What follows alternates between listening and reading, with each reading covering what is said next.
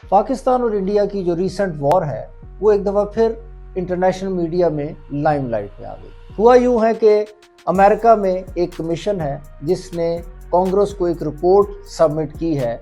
اس report میں اس بات کا ذکر کیا گیا ہے اور اس بات کو ایکسیپٹ کیا گیا ہے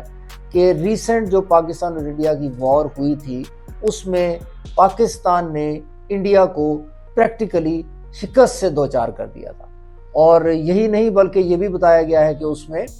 رافیل جہاز کے گرنے کو بھی کنفرم کیا گیا ہے، اور پاکستان کا یہ جو کلیم ہے 5 to 7 پلینز کا انڈیا کے گرانے کا اس کو بھی کنفرم کیا گیا ہے۔ یہ ایک بہت ہی اہم ڈیولپمنٹ اس حوالے سے ہے کہ ہائیسٹ لیول پہ ایٹ انٹرنیشنل لیول کانگریس کو یہ جو رپورٹ سبمٹ کی گئی ہے اس کو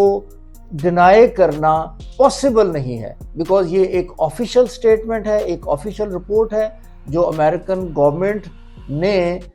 ریفلیکٹ کی ہے، اور اس کو نہ صرف ریفلیکٹ کیا گیا بلکہ میڈیا پر بھی اس کو شیئر کیا گیا ہے۔ تو یہ ایک اس حوالے سے بہت اہم ڈیولپمنٹ ہے کہ پاکستان کا جتنا بھی دعویٰ تھا انڈیا کو شکست دینے کا، اب وہ ایک اسٹیبلشڈ فیکٹ کے طور پر انٹرنیشنل میڈیا میں اور انٹرنیشنل لیول پر سامنے آ چکا ہے۔